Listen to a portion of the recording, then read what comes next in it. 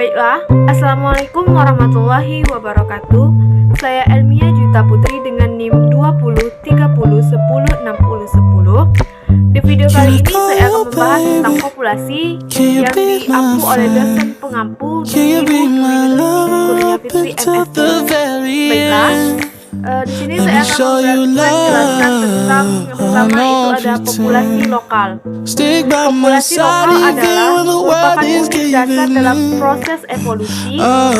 Pertukaran gena terjadi secara terus-menerus dalam waktu yang relatif lama, sehingga terjadi struktur gena yang khusus untuk kelompok tersebut dan akan berbeda dengan struktur gena populasi lokal lainnya. Meski untuk spesies yang sama, hal ini dikarenakan adanya seleksi alami yang beroperasi terhadapnya, sehingga menghasilkan individu-individu dengan susunan gena yang memberi kemungkinan untuk bertahan terhadap lingkungan lokal dan akan berkembang dalam jumlah yang semakin banyak jika dibandingkan dengan individu yang tidak tahan. Salah satu jalan populasi lokal dapat teradaptasi terhadap suatu lingkungan adalah dengan pengembangan dan pengelolaan diversitas genetiknya melalui reproduksi seksual. Dalam populasi hasilnya adalah sekelompok atau susunan individu-individu yang masing-masing berbeda dalam toleransinya terhadap lingkungan. Salah satunya ada kemungkinan mempunyai kemampuan yang sangat baik dalam toleransinya terhadap kondisi lingkungan yang ekstrim daripada rata-rata anggota populasi lainnya. Dengan demikian, keheterogenan struktur gena dari anggota populasi mempersiapkan populasi terhadap kehancurannya akibat lingkungan, misalnya terhadap kemarau yang panjang. Hal yang sejalan terjadi pula dalam waktu yang relatif lama dan lambat sebagai reaksi terhadap perubahan iklim. Dalam hal ini bisa ratusan bahkan ribuan tahun. Dengan demikian, keheterogenan struktur gena merupakan cara dalam mempertahankan hidup atau kelulusan hidup, dan ini sebagai mekanisme teradaptasinya suatu populasi akibat seleksi alami. Dalam suatu kawasan secara umum mempunyai kondisi yang relatif sama, populasi lokal dari spesies yang ada berkecenderungan untuk memperlihatkan toleransi terhadap lingkungan yang relatif sama pula, tetapi akan berbeda toleransinya dengan spesies lokal lainnya atau dari spesies yang sama yang berada pada kondisi iklim yang berbeda. Selanjutnya yaitu ada kerapatan dan kepadatan populasi. Kepadatan populasi adalah besarnya populasi dalam suatu unit ruang yang umumnya dinyatakan sebagai jumlah individu-individu dalam setiap unit luas atau volume. Kepadatan populasi itu disebut juga kerapatan atau kepadatan populasi. Istilah kerapatan lazim digunakan untuk kepadatan tumbuhan dan binatang, sedangkan istilah kepadatan lazim digunakan untuk kepadatan manusia. Perubahan yang dimaksud adalah berkurang atau bertambahnya jumlah individu dalam setiap satuan luas atau volume. Densitas populasi dapat dibedakan atas densitas kasar dan densitas spesifik atau yaitu satu densitas kasar diukur pada tempat dan waktu tertentu dinyatakan sebagai jumlah individu organisme per luas daerah yang dikaji. Kedua, kepadatan spesifik yaitu jumlah individu organisme per luas habitat atau jumlah individu organisme per satuan ruang atau tempat yang tersedia dan benar-benar tersedia oleh individu anggota tersebut. Jadi, individu-individu organisme anggota populasi bisa saja menempati hanya pada bagian tertentu yang baik dan total daerah. Densitas spesifik juga disebut densitas ekologi. Kepadatan populasi dipengaruhi oleh banyak faktor lingkungan. Akibat pengaruh lingkungan, ternyata perubahan kepadatan populasi dipengaruhi oleh densitas spesifik juga disebut densitas ekologi. Kepadatan populasi dipengaruhi oleh banyak faktor lingkungan. Akibat pengaruh faktor lingkungan, ternyata kepadatan populasi dipengaruhi oleh adanya kelahiran, kematian, emigrasi dan imigrasi. Selanjutnya ada pola penyebaran individu. Penyebaran adalah pola tata ruang individu yang satu relatif terhadap yang lain dalam populasi. Penyebaran atau distribusi tumbuhan dalam suatu populasi bisa bermacam-macam. Pada umumnya, memperlihatkan 3 pola penyebaran, yaitu penyebaran secara acak, jarang terdapat di alam.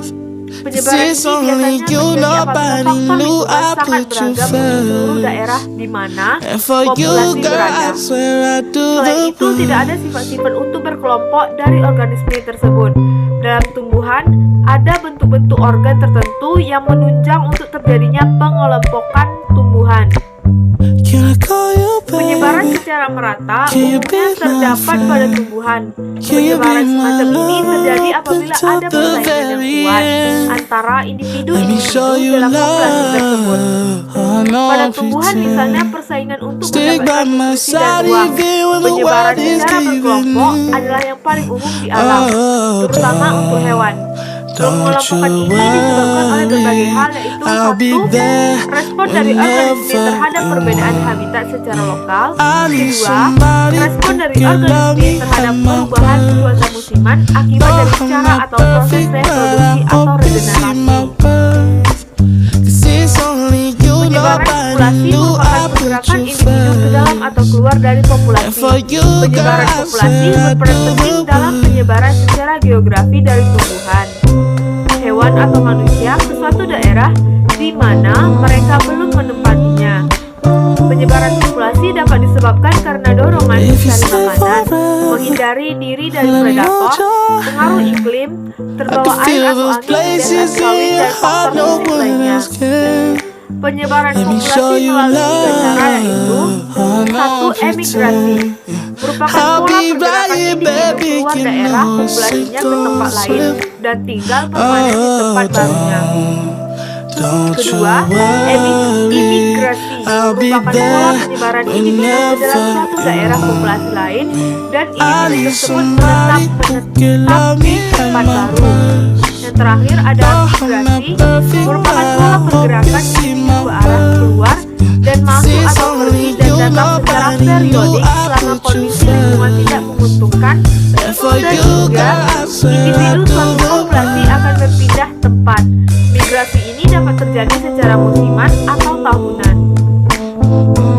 Penyebaran membantu natalitas atau mortalitas di dalam memberi wujud bentuk pertumbuhan dan kepadatan populasi. Di dalam kebanyakan kasus, beberapa individu atau hasil-hasil reproduktifnya secara tetap meninggalkan atau memasuki populasi. Berikutnya susunan individu.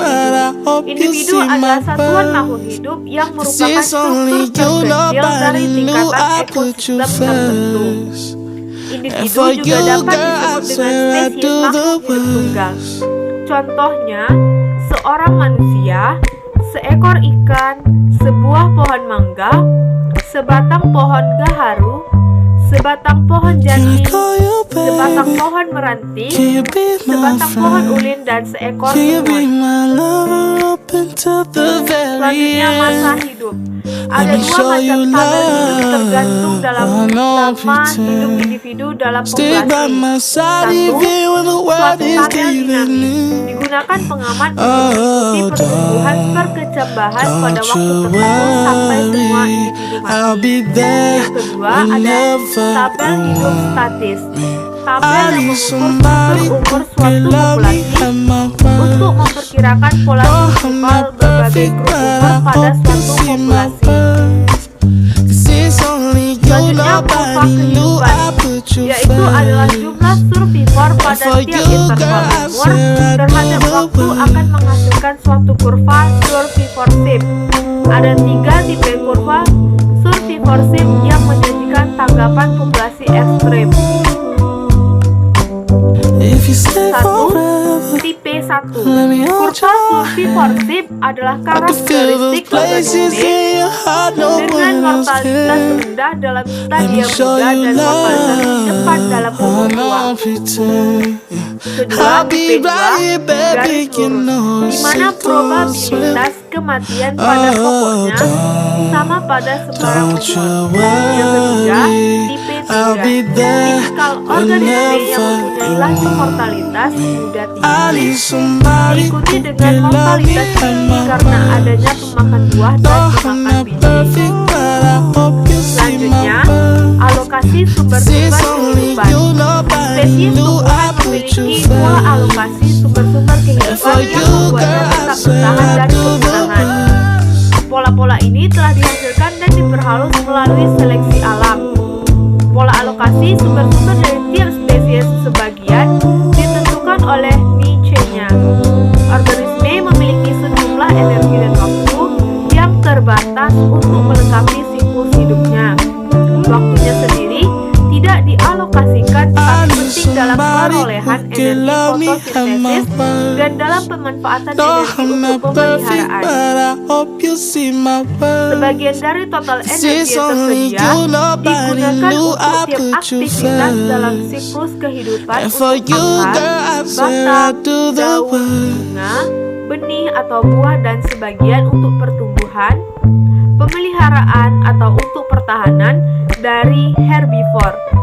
Sejumlah waktu dihabiskan dalam fase dorman, anakan fase vegetatif, dewasa dan fase reproduksi. Organisme berada dalam sebuah kontinuitas antara dua ekstrem strategi alokasi sumber, yaitu R dan K. Strategi R yaitu tumbuhan hidup singkat dengan cepat, dewasa, habitat terbuka dalam komunitas sterile dan mencurahkan sebagian besar hasil fotosintesisnya untuk menghasilkan bunga, buah, dan biji. Ukuran populasi mereka dapat tetapi tidak saling bergantung, yaitu ukuran populasinya dikendalikan oleh faktor fisik seperti kebakaran, banjir, salju, masak,